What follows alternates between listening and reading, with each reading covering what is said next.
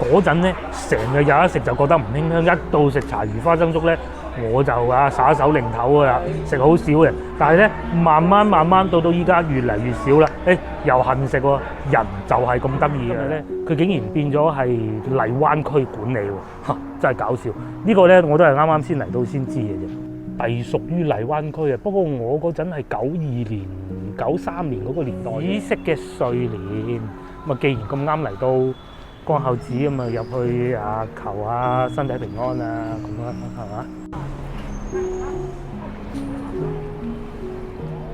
？Hello，各位觀眾大家好啊！今日係星期二，咁咧而家係朝頭早喎，8點都未夠，同個老婆過到嚟紫航路呢邊飲早茶。嗱，呢幾日咧準備打颱風啊！而家咧呢個鐘數啊，25度啊，幾鬼涼爽啊！前呢條路出翻去咧就係人民路啊，唔知大家仲記唔記得呢個上橋位咧？穿上去人民路呢條好窄嘅路啊，啲車行得特別急，仲要兩條車道嘅。每一次揸車經過呢度咧都好鬼驚。嗱，既然係咁，又講下去呢個茶樓嘅交通路線啦。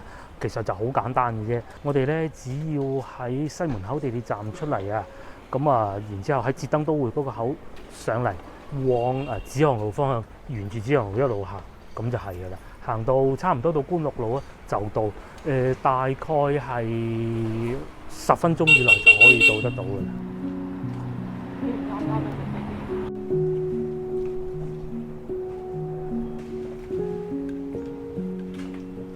行咗無耐，我哋終於嚟到半島漁港，啱好啊！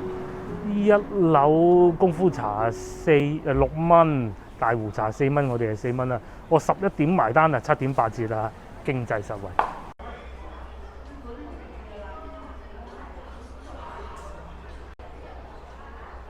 我哋入咗嚟茶樓呢度啦，咁睇下有咩特價嘢食啊！呢個鐘數咧非常多特價嘢食啊！首先咧，再更正一下先啦，佢呢個名叫半島漁村，係啦。咁首先咧就朝頭早8點到11點啊，天天特價9個9一款，咁只可以揀一次嘅啫，一隻單。我哋係揀咗個粒粒香芋豬肉丸啊，幾特別嘅喎。豬肉丸又食過啦，粒粒香芋同豬肉丸呢個配搭又會係點樣咧嚇？咁咧佢哋呢個點心係咁嘅，嗱呢個價格咧係仲未打折嘅，咁佢哋仲會有個7點8折啦，精點26蚊，小點7蚊。咁我哋又唔講打完折幾錢咧，慢慢計咧，計到聽日啦。譬如話呢個大盤豬手蒸陳村粉，話豬手蒸陳村粉幾過癮喎嚇，頂點嘅原價係21蚊嘅。咁咁早過到嚟，我哋梗係食碗粥啦，咩皮蛋瘦肉粥啊，窩蛋牛粥呢啲成日食啦。我哋今次試下柴魚花生粥，即係你話如果喺路邊攤嗰啲咧，呢啲就好平嘅，嗱老實實啦。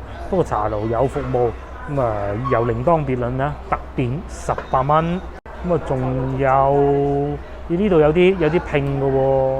嗱就係呢個啦，叫愛拼財會營啊！呢個名真係好啊，但係咧佢哋係唔打折嘅，譬如話蝦餃啊、粉果啊、香西餃咁拼埋一齊28啦，貴少少1、2、3、4，哇8款嘢36蚊，其實都 OK 嘅。咁我發現咗呢個愛拼財會營之後咧，我哋成個計劃全部轉晒啦嚇。首先咧，我哋點咗呢個36蚊唔打折嘅，足足有8款點心。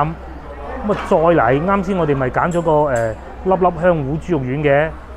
依家咧冇要到，就將柴魚花生粥變成呢個9個9特價，真係精明啦嚇！再嚟仲有一個，我哋專揀啲唔打折嘅，不過都冇問題嘅，13蚊傳統甜薄餐，佢寫呢個餐嘅，唔緊要啦，唔明就得㗎啦。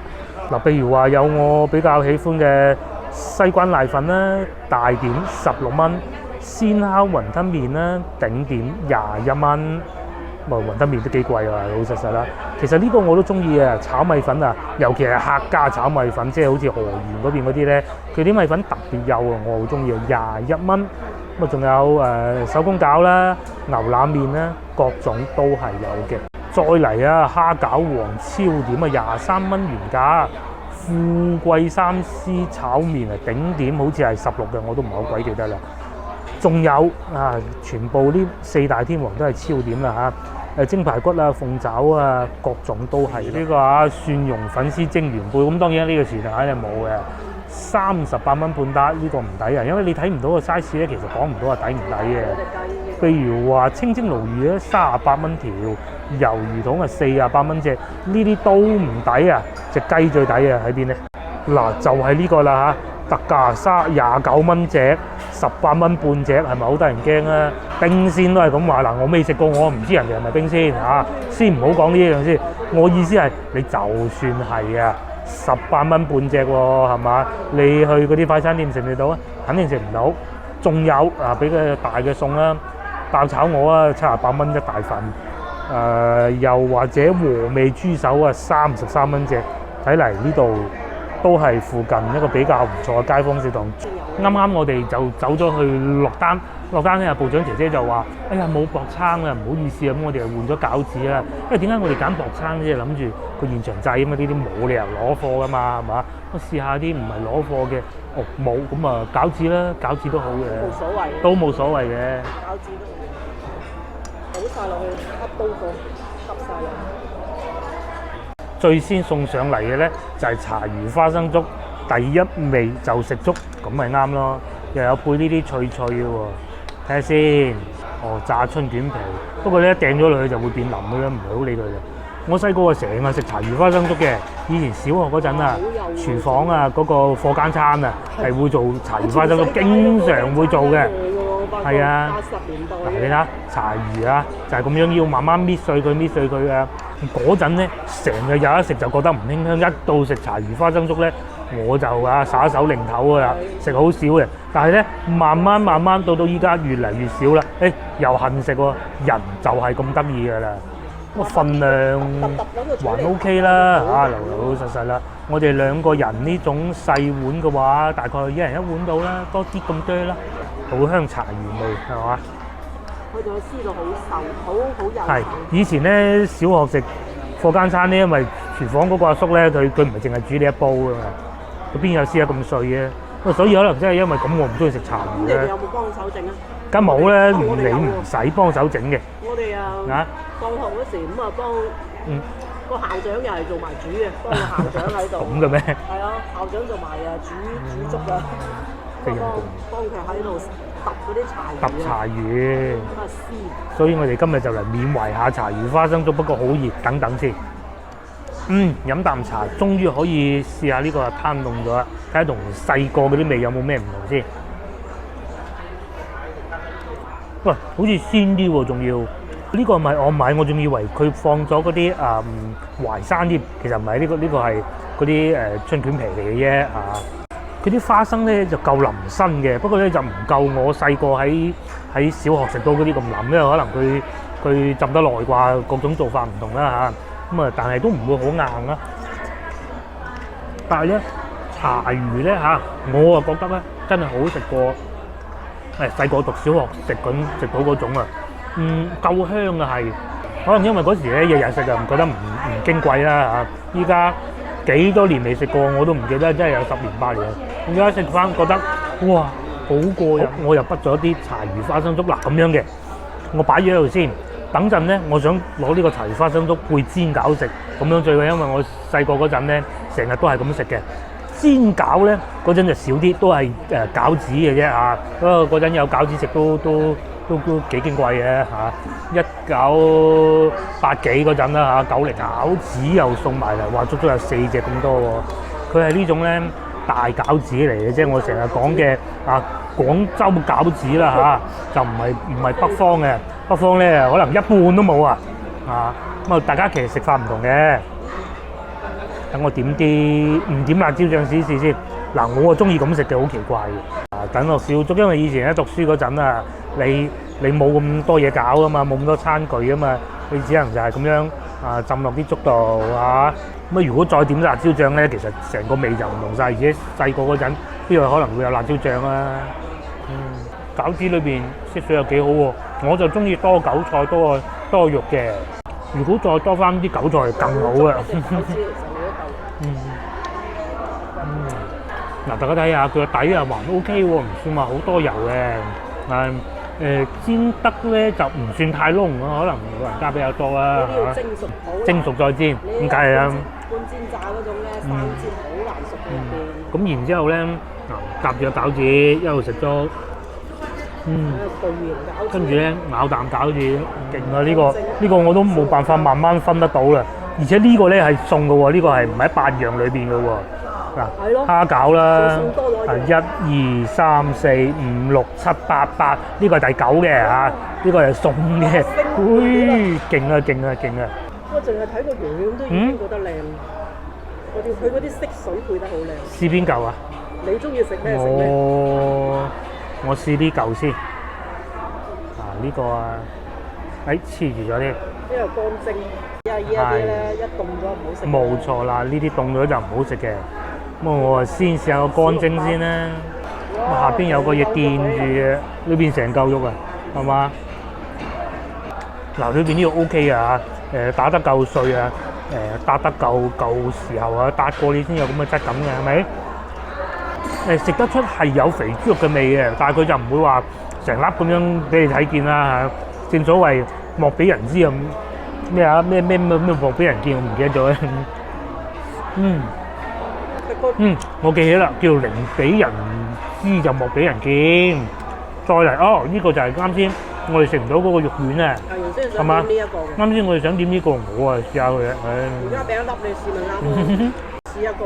係飲茶嘅精髓就係樣樣有啲，咁所以咧點解嗰啲去食自助餐咁興就係咁解啫嘛，唔係為咗食到食賺個老細啊，而係樣樣可以食啲咯。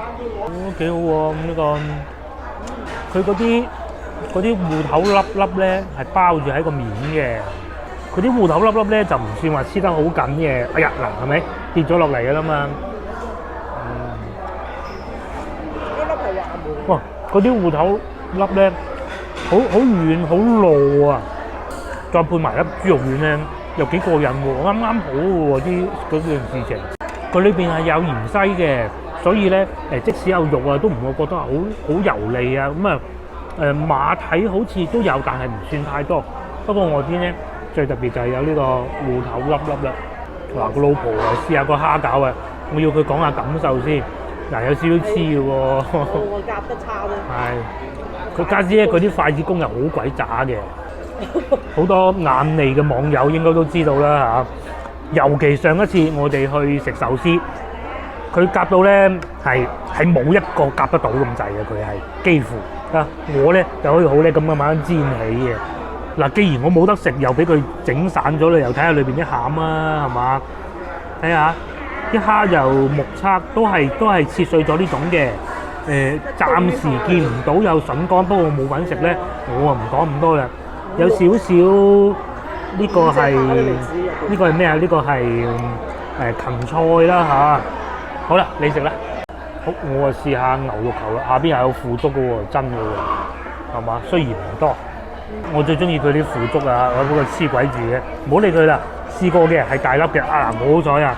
可以剩到一粒蝦俾我食，幾爽口喎啲蝦，真係幾爽口。最後咧呢個應該係潮州粉果，呢個係香西餃，我食香西餃啊，我係唔係好中意食粉果，我好怕佢裏邊嗰啲咧有肉嘅。咁啊都係有少少裂㗎啦，啲皮亦都正常嘅，收你38蚊，你想點啊？哇！反而咧你真係估唔到，最濃味咧係嗰個香西餃啊！即係我自己就唔抗拒話食芫茜呢一樣嘢嘅，甚至偏地中意添。但佢啲芫茜咧，好似唔使試咁揼落去，一揼落口咧，全部都係芫茜嘅味。啱先我都仲冇慢慢睇過裏邊有幾多芫茜，就俾我懟咗落口啦。一懟落去，哇，勁啲芫茜味，所以要飲啖茶清一清個口。最後就食鳳爪啦。大家睇下呢個鳳爪。幾大隻㗎喎，雖然佢係半隻啫喎，但係唔係話嗰啲好奀嗰種喎，係嘛？大隻鳳爪啊，就算咧佢係半隻都好啊，都有分大細㗎嘛，係嘛？所以咧鳳爪因為係龍尾，所以就擺到最尾。OK 喎，佢又唔會話有汪油喺度，佢攞啲花生喺度墊住，嗱，冇油就唔得嘅，冇油乾啊！佢攞啲花生墊住嘅就唔同我哋平時嗰種咧，咁啊浸到好多油咯。個鳳爪幾好喎，佢甜口嘅喎嚇，佢唔係話好鹹嗰種嘅，佢係偏甜多啦，唔好講話叫甜口啦。冇乜負擔咯，食起身。嗱，原來薄撐係咁整，所以咧啱先就話冇貨，可能到夜晚黑咧就會有噶啦。太和燒雞啊！嗱，你唔使去到太和，有一隻係78蚊，都唔夠吸引啊！下邊呢個仲吸引啊！成條排骨喎，88蚊中份，同我哋上次去嗰個差唔多啊嘛嚇。好嗱，我哋係食飽飽，最終埋單係72蚊啊！不單如此喎，仲有包米餸添，一包大概可能1斤到啦嚇嘅米啊！第二次有米餸啊，飲茶飲到係有一次係芳村嗰個叫做咩啊？係寶物園，第二個就係呢度，嗰度係要食夠100蚊嘅喎，呢度咧就唔知幾錢啊嚇！佢話有米餸啊，俾你啦咁梗係要啦。嗱，再講多一次呢個茶樓喺邊啊？好簡單嘅啫。而家喺我正前方10步之前就係24中啦，咁啊大家應該知道邊度啦。上次啊嚟過啦，後尾啊我翻去查資料先知啊。我之前咪講過咧，我有好多同學仔小學畢業都係嚟咗24中嘅。咁當時我讀嘅係越秀區嘅學校嚟嘅，好明顯24中都係越秀區嘅。到時至今日咧，佢竟然變咗係荔灣區管理喎，真係搞笑。呢個咧我都係啱啱先嚟到先知嘅啫。隸屬於荔灣區啊，不過我嗰陣係92年、93年嗰個年代嘅。再行埋啲睇下呢個牌匾係咪寫住荔灣區中小學啊？咁就證明佢已經係變咗一間荔灣區嘅學校啦。哇！真係奇奇怪怪啊嚇，已經變咗荔灣區嘅學校，可能啱啱就喺越秀同埋荔灣嘅交界啦。好，咁我哋係繼續往前行，我哋可能會去百靈路行啊。係啊，我哋好少行百靈路嘅，因為附近基本上都行過晒。百靈路原來都有段古嘅喎，去到再慢慢同大家講咧。行咗幾步，我哋嚟到呢個叫做陸老師工作室。哇，好鬼多畫呢啲貓，似唔似真㗎？呢隻貓仔喺度玩緊嚿木喎。仲有呢個小猴子下山摘桃子，個猴子幾個人幾靚。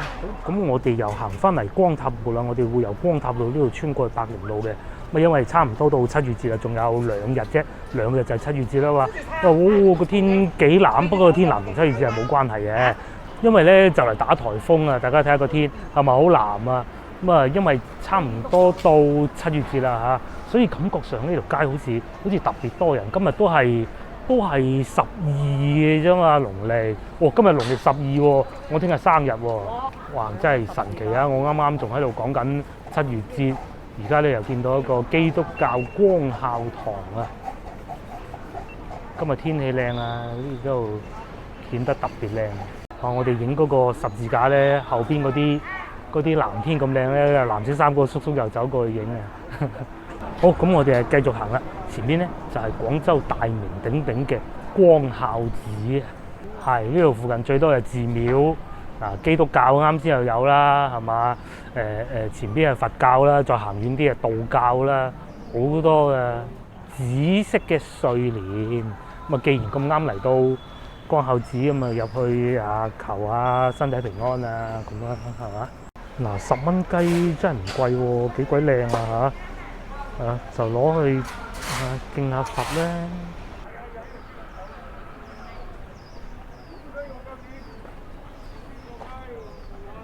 嗱，我哋係掃咗安全碼，咁啊睇下要唔要預約啊嚇，因為我哋係簡單單入去望一望嘅啫，咁啊敬個花啦。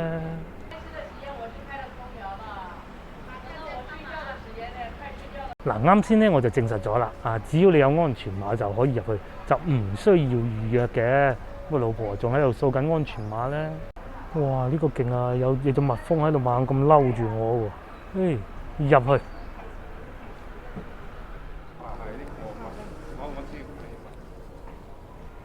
我哋後生仔女又唔識嘅，啲花擺喺邊都唔知。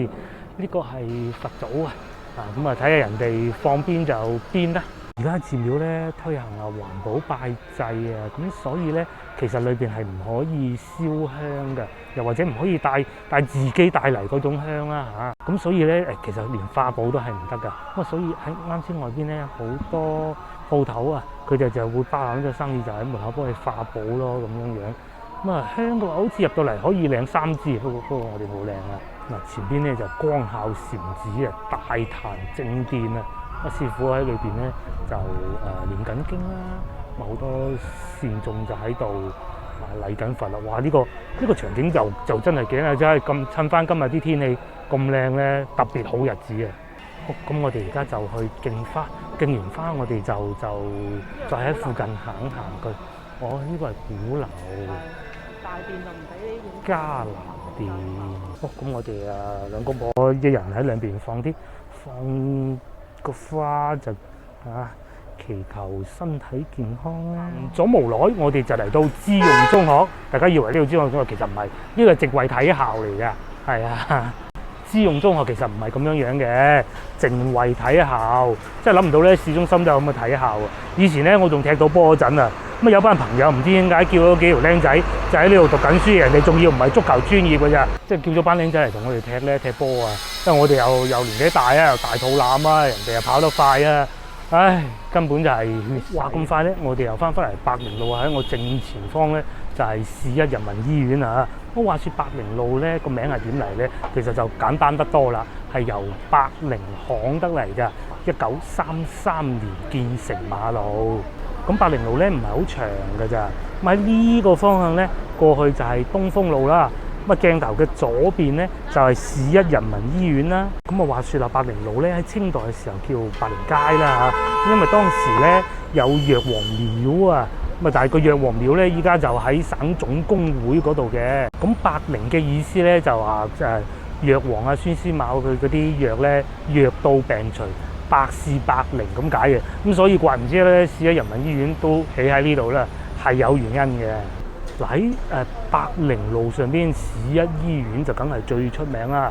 除此之外，仲有一個地方都好出名嘅，亦都係啱先曾經提及過嘅知用中學。不過咧，啱先嗰度分校嚟嘅，呢度咧就係總校啊。咁原來咧知用中學啊都有成80幾年歷史啊。呢度最出名嘅學科咧就係體育類嘅學科啊。咁啊最出名有咩名人啊？包括咧但不限於廣州足球名宿麥超啦，同埋馮俊彥啊。係啊，兩位都係廣州足球佼者啊，尤其係麥超啊，好似仲做過國家隊嘅隊長啊，係啊，佢嗰手點球好鬼勁啊，我仲記得㗎。正所謂文體就不分家啊，體育叻啊，亦都出所唔少藝人嘅，譬如面前呢一位啦嚇。如果我哋呢一代咧睇 TVB 劇集咧，通常會笑稱佢係叫雞佬嘅。咁啊，如果後生少少咧，就會叫包爸咯。花好月圓啊，夏雨先生啊，原來佢以前都係讀知用中學嘅，佢都係廣州人嚟嘅。不過咧呢度1962年就偷渡香港。就係呢度啦，知用中學。通常老城區嗰啲學校都係咁嘅，即係個門面咧好鬼窄細細啊咁啊。我哋去幾間大校門口都係咁樣嘅，甚至乎咩十中啊，咩仲有邊啲啊？我讀嗰間華僑中學闊啲咯，係。咁百靈路咧，除咗啱先經過市一人民醫院啦，同埋知用中學之外咧，其實都好多餐廳㗎，我記得。